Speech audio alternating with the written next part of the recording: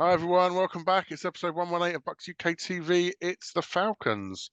They are coming off a 13-8 win against the Jets, almost as unconvincing as the Bucs' own win against the Panthers. Division rival, one game ahead. Someone has to make the playoffs, even by default. Phil, let's start with you. How likely is it that the Bucs are going to be playing in the playoffs? I think we stand a good chance, although I shake my head when I just even think about it, the way we've performed this season. But yeah, I think we stand a good chance. I mean, I know we're previewing the Falcons game, but when you think we've got to go to Green Bay and we've got Don't worry about that. Green Bay in sorry. December's fine. Okay, fine. Okay. You're not that good, Green Bay, anyway, up in Green Bay. Nah, you're absolutely right. Or the Jaguars aren't very good either, so no bother with that. But no, it is shaping up to be an interesting game. And I think we've got the ability to beat them. Yeah, I mean, Marianna, this game basically counts double, doesn't it? Yep, this one, if we lose this one, I think we could be outside of the chances. And I honestly thought at the start of the season, I will go back and find my quote. I thought Atlanta were the toughest competition in our division. And they seemed to come on quite strongly at the end of last year, and it worries me that they're doing the same again this year. They've just won 2 on the trot. It feels like they're sort of coming together as a team again. So I am a little bit nervous about this one. I think they're definitely, they've got a strong sort of running game with one of my favourite players coming out of college, Bijan Robinson, Texas boy. So yeah, I'm nervous for this one. I really am. We need to win this.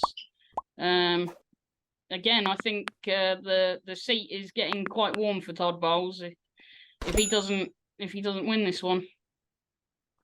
Oh, well, it wouldn't have been as embarrassing as the Panthers one, maybe, but yeah. As we say, the Glazers have never jettisoned anyone mid-season yet, so we'll have to wait and see how things pan out.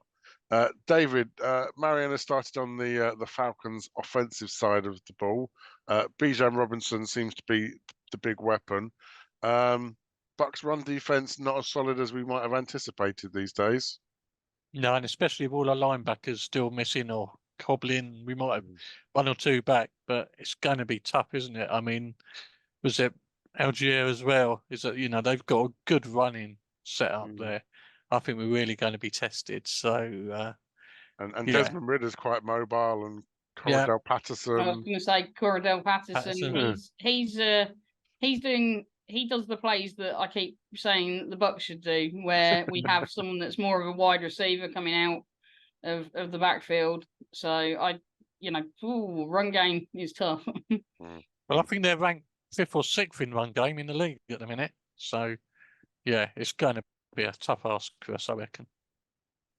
And then I guess in terms of the pass game, then, so if Desmond Ridder can stay on his feet, obviously he's got Drake London, Kyle Pitts, Matt Collins, someone called Scotty Miller to throw the ball to. Phil, they're not to be underestimated, are they? No, they're not. They've also got the tight end as well, haven't they? He's in Pitts. Yeah, Pitts. He's a good player as well. Yeah, no, I love the way you say they put the run together. 2. It's about sums our division up, really. That does. Yeah, it's going to be a tough one, but we can do it. We can do this one. I'm quite. Every time I watch the Bucs, I always think we've got a team in there bursting, waiting to get out. But is that close? Yeah, just one little throw too many, or one little, and yeah, I think. In fact, I'm going to predict we're going to beat them actually. Yeah. Oh, spoilers. Sorry. Now I'm feeling quite confident actually. I'm not exactly think we're going to make the Super Bowl, but I just think we could beat them and make the playoffs. Well, we should have beaten them at home. Again, that was another game. A last minute drive, we let them down the field to kick a field goal. And if we'd have won that, the whole season could have been totally different. Having come off that bye week. That was a really sort of turning point for us all. We've got to try and hopefully Carolina's turned the ship around and we keep going in the right direction this week. I mean, we'll go on a streak of 2. Hey, any streak's a good streak. Yeah, you're not Yeah. wrong. You're not So let's go wrong, then yeah. to the offensive side of the ball for the Bucs. Let's start with the line, because actually, as I mentioned when we were talking about the Panthers game, you know, how the pocket kept collapsing, but Baker at least managed to stand in there and get the ball out. It does feel like the run blocking has improved, Marianna, doesn't it, a little bit? I don't know if is it the run blocking that's improved, or is it The running back. the running back has Oh, improved? okay. Is he getting a bit more patient? I don't know. I'm going to say it's the run blocking. I think maybe they're just making the gaps for him, because but I don't know. I mean, we all kind of gasped a little bit when Tristan Wirfs got injured slightly, Again, and we were a bit picking up- concerned. There's a cumulative effect to all of this, I think, isn't there? It definitely adds up on, and the last thing I think we can cope with is if Wirfs goes out and is injured for a while. So, as you say, we just need to keep that pocket for Baker to give him time to throw to Mike Evans, really, again in the entire game. Maybe Godwin will get more of a look in this week. Well, I think they've kept feeding Mike, obviously, to get his yard total up. So yeah, it took a long while. It felt like for Chris Godwin to get in the game, David, didn't it, last week? So are those two the key, do you think, this time around? Well, obviously Godwin was coming in with a neck injury, so he was quite limited Yeah. anyway. So I think he did well to get in. I think the big thing that was there wasn't a single attempt to a tight end against Carolina. Tight ends were non-existent in that game. I'm sure they were probably blocking. So yes, it's whether we're able to release them. And again, you know, the run up the guts are so frustrating. But the minute we did something different, a couple of sort of jet streams, or actually he ran a really good first down on the edge, didn't he, and wide. I think it's just a lack of variety. And I think if we just open up that playbook just a little bit more, then I think we actually can be a bit more creative and get the yards. We're just not helping ourselves, just consistently just hit in the middle. I think that's a really good point, and it feels like our pass attempts are either a short backfield dump off or 20 yards downfield, and nothing in between. There's none of this just sort of get past the sticks and turn around, is there? No, and what's frustrating is there it was Mike Evans, he needed his 6 yards. First thing they do is a quick slant to the left for 11 yards. Why aren't we doing it more if it works? You know, the plays are there, we just don't seem to be using them. It's, you know, it's a bit frustrating, I isn't think it? that's a really, really good On the point. forum, it is, you know, we can all scream. We're almost all predicting the plays as they come.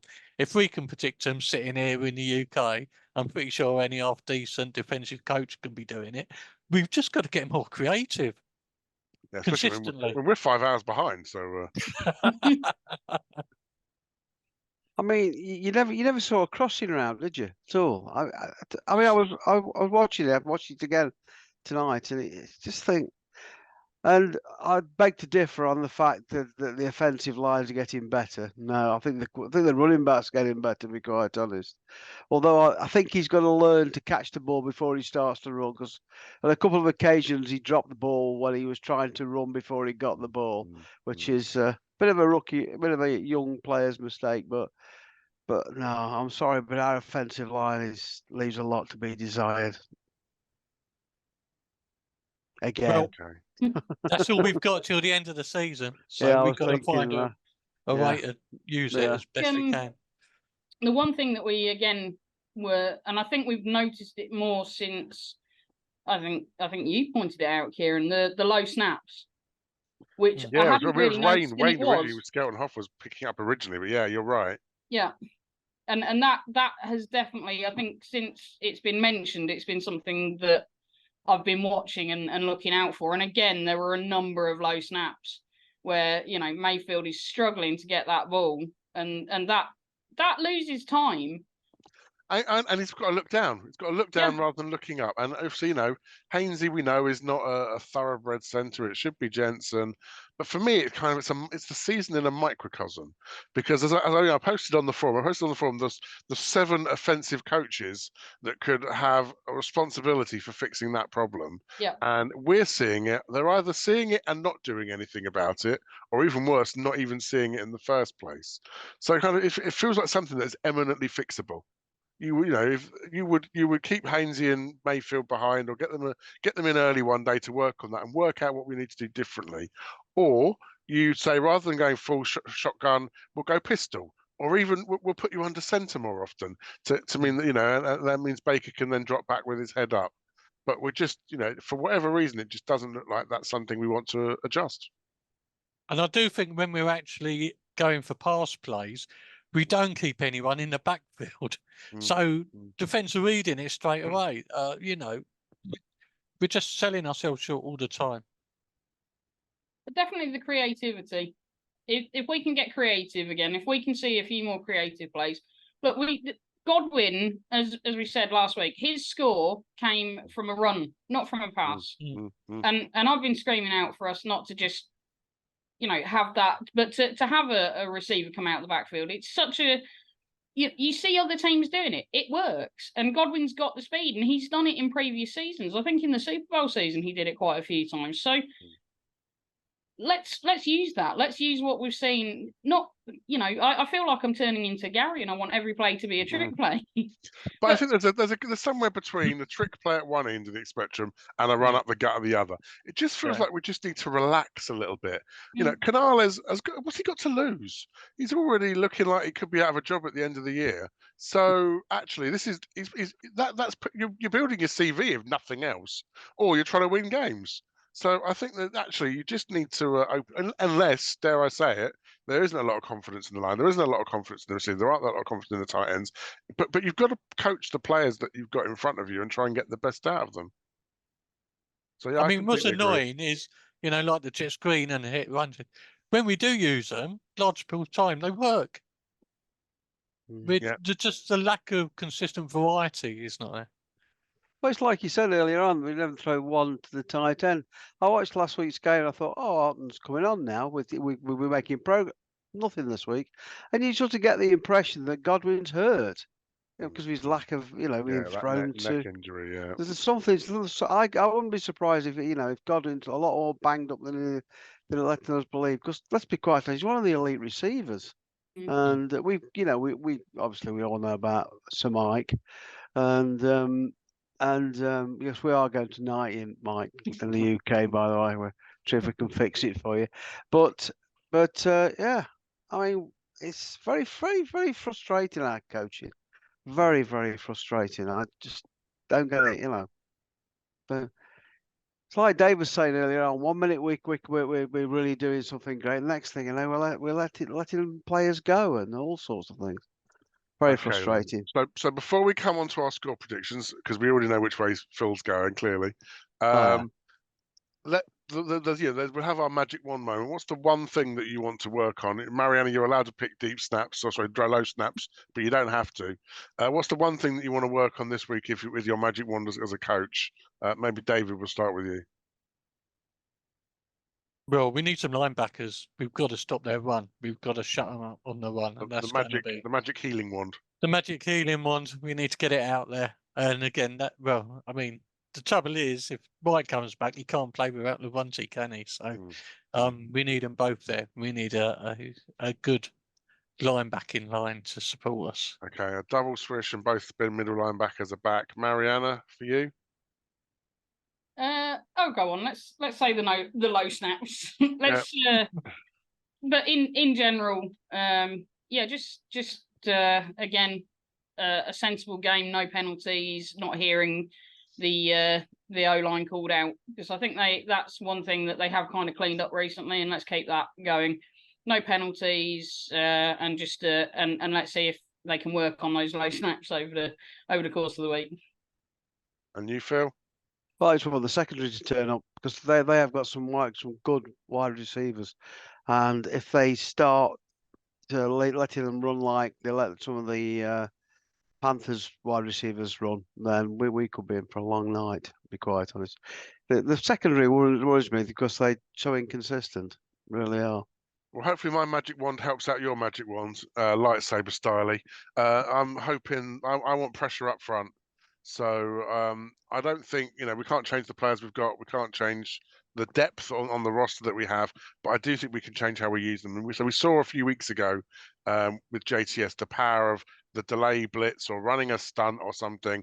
I just feel like we need to be, we're always just trying to bull rush up the gut to try and get that early pressure. And actually, sometimes it creates gaps wherever you're blitzing from.